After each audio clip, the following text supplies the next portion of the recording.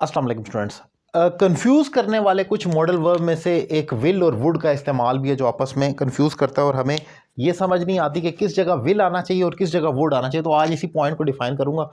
सबसे पहले तो ये देख लें कि विल जो होता है इसकी दोनों की लफ्जी आइडेंटिटी जो होती है वो तो गा गी गे है, फ्यूचर का एक्शन जो आपने करना हो, लेकिन ये सिर्फ स्पीकर का मालूम होता है कि उसने किस जगह पर विल कहना है और किस जगह पर उसने वुड का इस्तेमाल करना है। अब अगर फ्यूचर का आपने कोई एक्शन बयान करना है तो वहां पर आपने विल का इस्तेमाल करना है, लेकिन अगर वही चीज आपकी डिजायर हो फ्यूचर की तो वुड हो जाएगा। फॉर एग्जाम्पल अगर मैं कहता हूं I will go to school, इसका मतलब है ये मेरा यकीन है। फ्यूचर बिलीव के लिए विल आएगा। I will go to school मतलब मैं स्कूल जाऊंगा, ये मेरा यकीन है, मैं सुबह उठूंगा और मैं चला जाऊंगा। This is like my believe, firm believe in my mind कि आने वाले टाइम में एक्शन करना है।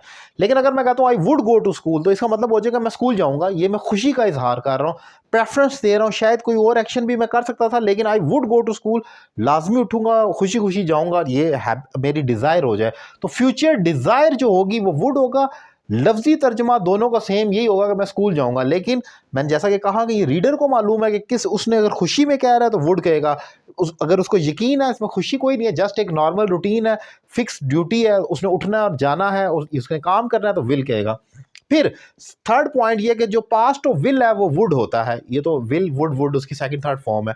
अली ने कहा मैं ऑफिस जाऊंगा, अब अली ने कहा, अली सेड, अब आगे मैं ऑफिस जाऊंगा होना तो चाहिए I will go to school, लेकिन जब मेन क्लॉज पास्ट हो जाए आगे विल का माजी वुड में दाखिल हो जाएगा, आप वहां विल नहीं लगा सकते। Ali said that he would go to school हो जाएगा। So past of will would होता है, तो किसी जगह पर हमने जब हमारी मेन क्लॉज पास्ट हो तो नेक्स्ट भी पास्ट करनी होती है। तो ये एक थर्ड पॉइंट है।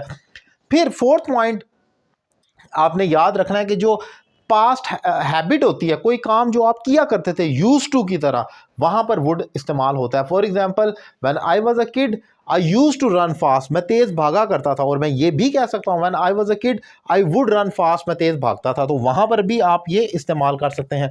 फिर सेकंड कंडीशनल की रिजल्ट क्लॉज में वुड आता है। For example if you worked hard you would win the race, अगर तुमने मेहनत की तो तुम रेस जीतोगे या इम्तिहान पास करोगे। तो इफ़ यू वर्क हार्ड, उसकी main clause if clause past indefinite होती है और रिजल्ट में आप वुड या कुड का इस्तेमाल करते हैं, तो ये इसका वुड का इस्तेमाल है। और अगर विल की बात की जाए तो फर्स्ट कंडीशनल में रिजल्ट क्लॉज में भी विल आता है।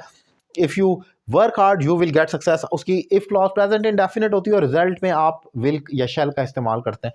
सो ये मेन एक स्ट्रक्चर है जो इतना ही सारा मेन क्रक्स ऑफ स्टोरी है विल वर्सेस वुड का, कि विल किस जगह आना है और वुड का आना है। सबसे इंपॉर्टेंट वन लाइनर ये है कि अगर ख्वाहिश का इजहार कर रहे हैं, फ्यूचर डिजायर है तो वुड होगा। अगर एक यकीन है कि ये काम मैंने करना है, उठना है और कर देना है, तो वहां पर सिंपली आप विल का इस्तेमाल करेंगे।